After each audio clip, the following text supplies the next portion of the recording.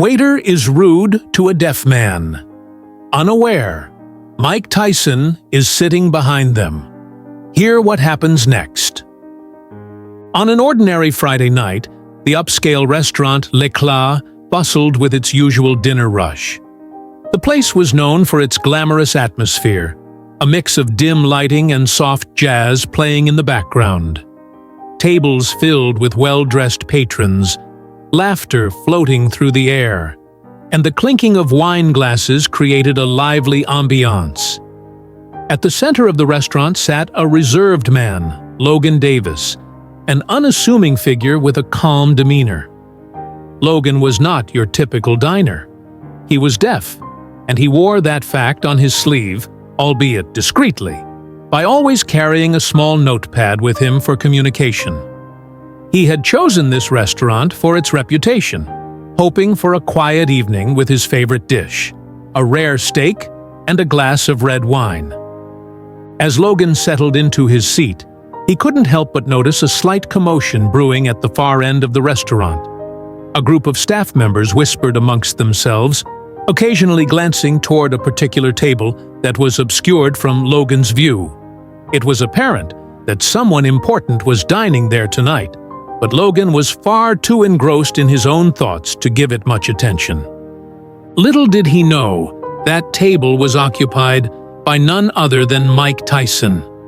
The legendary boxer had chosen L'Éclat for a low-key night out, hoping to enjoy a rare evening away from the public eye. Clad in a casual jacket and cap pulled low over his face, Mike was almost unrecognizable to the untrained eye. But his presence had certainly not gone unnoticed by the waitstaff. Logan picked up the menu, scanning it with a focused look. Just as he began to write down his order on his notepad, a tall, lanky waiter named Drew approached his table.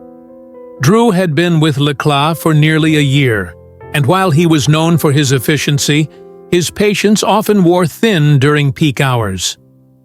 "Good evening, sir. What can I get you tonight?" Drew asked, his tone polite but rushed. Logan, aware of the noise around him, didn't catch the waiter's words. Instead, he gestured to his ears and pointed to the notepad, a gentle smile on his lips. Drew's expression shifted immediately. The polite demeanor vanished, replaced with a look of exasperation. "Great," Drew muttered under his breath, clearly annoyed. He snatched the notepad from Logan's hand with a bit more force than necessary, scribbling down a note. "What do you want to order?" He pushed the pad back toward Logan with a huff. Logan, still maintaining his composure, quickly jotted down his order. "Rare steak, medium red wine." He slid the pad back to Drew, who rolled his eyes dramatically before stomping away. Unbeknownst to Drew, his behavior was being observed. A pair of sharp eyes watched the interaction from a nearby corner booth, those of Mike Tyson. The former heavyweight champion leaned back in his seat, his brows furrowed. He had come here for a quiet night, but the sight of someone being treated unfairly didn't sit well with him. Mike took a sip of his water, his muscles tensing slightly. He was trying to remain calm, but the blatant disrespect was triggering a familiar sensation in him, the urge to intervene. As Logan waited for his meal, Drew continued to serve other tables with a forced smile plastered on his face. Whenever he walked by Logan's table, he would mutter something under his breath, or glare in his direction. It was as if Logan's presence alone was an inconvenience to him. When Drew finally brought Logan's steak, he dropped the plate on the table with a loud clatter, causing a few heads to turn. Logan, trying to keep things civil, nodded his thanks and began cutting into his steak. But it wasn't long before he realized the steak was overcooked. Disappointed, Logan tried to flag down Drew to communicate the issue, but the waiter purposely avoided eye contact, pretending to be too busy. Across the room, Mike Tyson's jaw clenched as he watched Drew's behavior escalate. He couldn't stand bullies, and seeing a man mistreated simply because he was different was enough to ignite the fire inside him. But Mike was determined to stay under the radar. For now. Logan, growing frustrated but still patient, finally managed to get Drew's attention by waving his notepad in the air. The waiter stormed over, snatching the pad from Logan's hands again. This time, Logan had written, "Steak is overcooked. Can I please have another one?" Drew looked at the note, scoffed loudly, and said, "It's not my fault if you can't taste properly. Maybe it's your taste buds that are broken too." The cruel joke was loud enough for a few nearby diners to hear, and a murmur of discomfort rippled through the restaurant. That was the last straw for Mike Tyson. The heavyweight champion slowly stood up from his table, his imposing frame casting a shadow over Drew. The restaurant seemed to hold its breath as he walked toward Logan's table. "Hey," Mike said in a low, steady voice, catching Drew off guard. The waiter turned around, his eyes widening in recognition as he looked up at the towering figure. "I don't think you realize who you're talking to," Mike continued, his voice calm yet dripping with authority. Drew's face went pale. He stammered, trying to find his words, but Mike wasn't finished. "See, you may think you can treat people however you want because you think no one's watching," Mike said, pointing a finger at the waiter. "But you're wrong." Logan watched in awe, realizing who had come to his defense. The restaurant fell into a hush, everyone's attention now fixated on the unexpected confrontation. Mike leaned closer to Drew, his eyes narrowing. "Now, you're going to apologize to this man and make things right, or we're going to have a bigger problem," he said, his tone leaving no room for argument. Drew, trembling, turned to Logan and muttered a quick, insincere apology. But that wasn't enough for Mike. "Louder," he demanded, "and mean it." The waiter, practically shaking, repeated his apology, this time with more sincerity. Logan nodded, gracious as ever, and wrote a simple "thank you" on his notepad, showing it to both Drew and Mike. The manager of Leclerc, having witnessed the scene, quickly stepped in, profusely apologizing to both Logan and Mike. He offered to comp Logan's meal and promised that Drew would face consequences for his behavior. Mike, satisfied that justice had been served, returned to his table, but not before giving Logan a respectful nod. As Logan finished his now perfectly cooked steak, he couldn't help but feel a sense of gratitude. The night hadn't turned out as he expected, but it had reminded him that kindness and courage could come from the most unexpected places. And so, the restaurant returned to its usual hum of activity. But the story of that night, the deaf man who was defended by a heavyweight champion, would be whispered among the staff and patrons of Leclerc for years to come. The buzz surrounding the incident at Leclerc didn't die down easily. Over the next few days, social media and news outlets were abuzz with headlines like "Mike Tyson defends deaf diner from rude waiter" and "The heavyweight champion of kindness." While Mike was no stranger to the limelight, he hadn't anticipated the overwhelming response. Thousands of comments flooded his social media pages, most praising him for standing up for someone who couldn't stand up for themselves. Meanwhile, Logan Davis, the unassuming diner who had simply wanted a quiet evening, found himself thrust into a world he never expected. He started receiving messages on his rarely used social media accounts. Friends, acquaintances, and even strangers reached out to commend him for his composure and grace under pressure. But Logan was a private man. He preferred the quiet solitude of his apartment, the peaceful mornings with a cup of coffee and a book in hand, rather than the noise of the digital world. However, one message stood out among the rest, a personal email from Mike Tyson himself. The email was simple, direct, and genuine. "Hey Logan, I hope you're doing well. I just wanted to check in and see how you're holding up after the whole restaurant ordeal. I didn't get a chance to talk to you properly that night, and I'd love to connect if you're up for it. Let me know. Best, Mike. Logan stared at the email for a long moment, disbelief coloring his features. It wasn't every day that one of the most famous athletes in the world reached out to him. After a brief hesitation, he typed out a response. "Hi, Mike. Thank you for your kindness that night. Honestly, it was overwhelming, but in a good way. I would love to connect. Maybe we could meet for coffee sometime."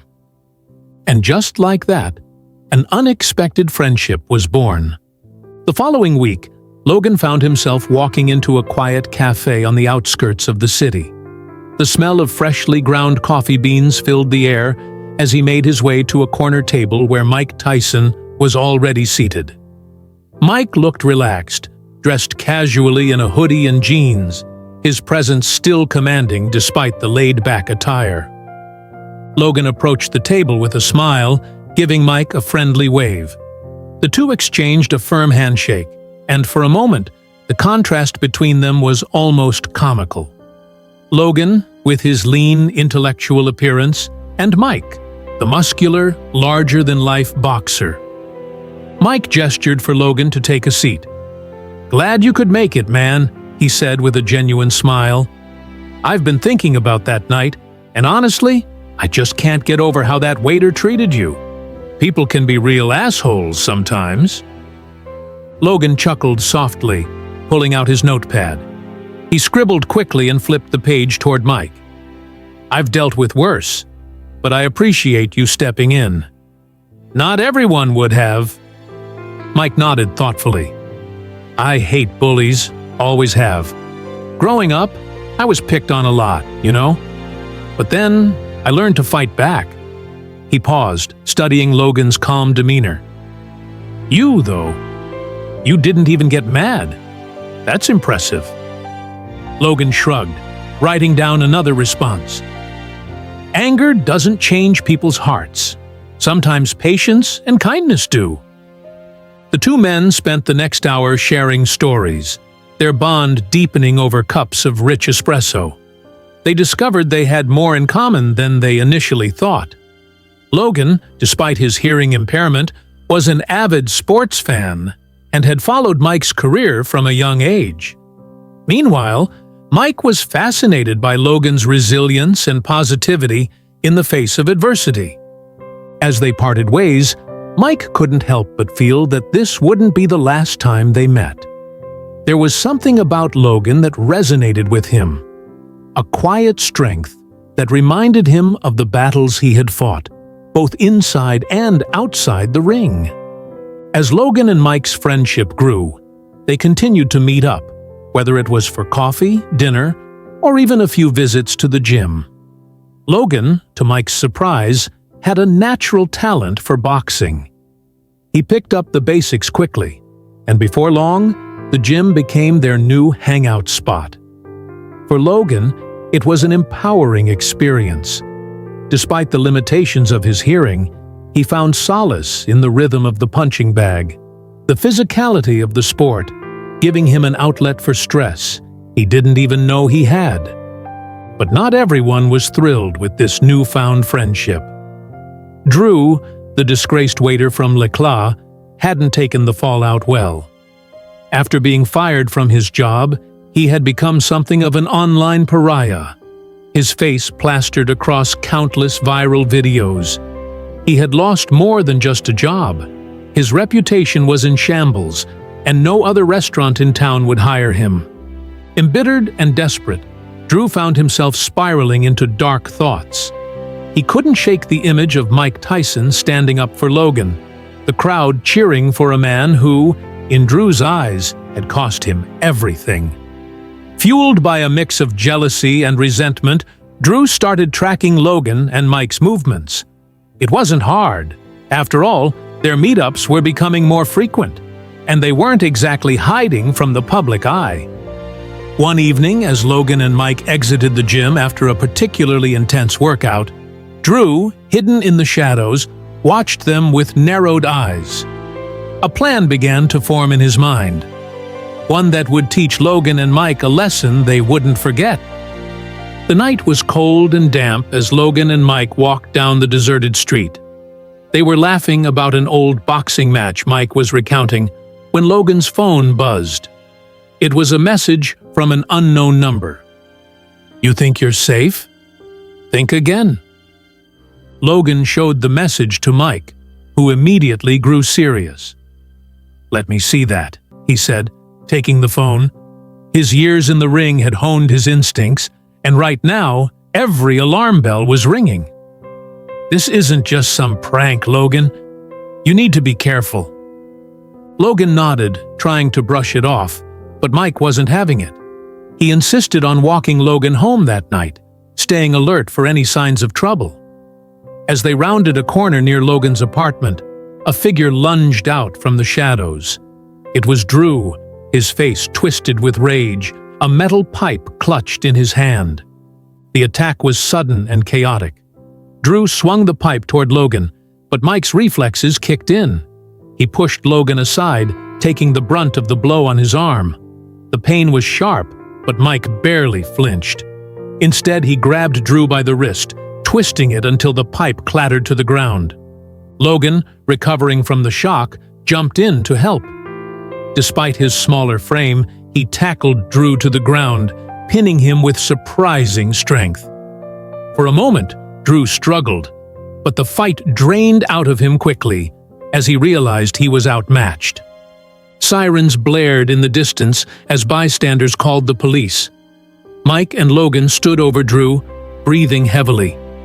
Mike looked down at the defeated waiter, shaking his head. "This was never going to end well for you, man," he said softly. "You need to let go of this anger before it destroys you." As the police arrived and hauled Drew away, Logan turned to Mike with a look of gratitude. He wrote on his notepad, "You saved me again. Twice now." Mike shrugged, a grin spreading across his face. "Hey, that's what friends are for, right?" In the weeks that followed, Logan and Mike's bond only grew stronger. They became an unlikely but inseparable duo, finding strength and support in each other's company.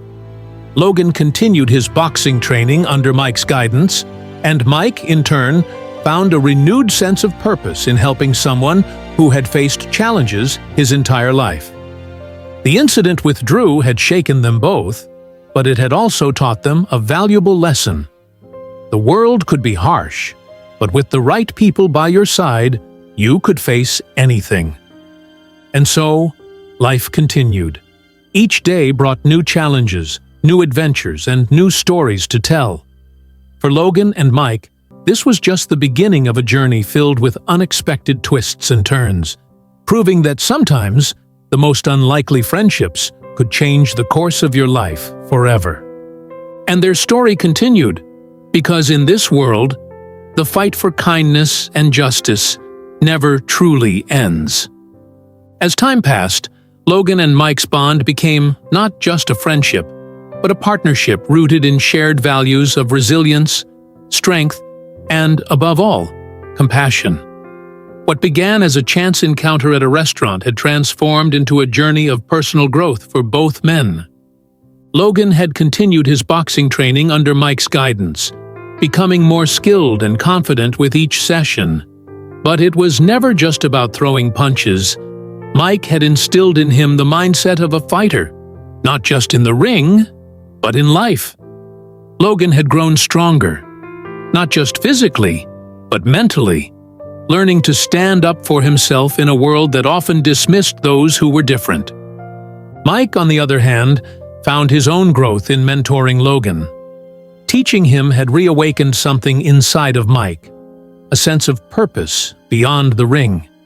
He realized that his legacy wasn't just about his past victories, but also about how he could use his influence to make a positive impact on others. However, despite the camaraderie and the lessons learned, the shadow of Drew's attack lingered over them.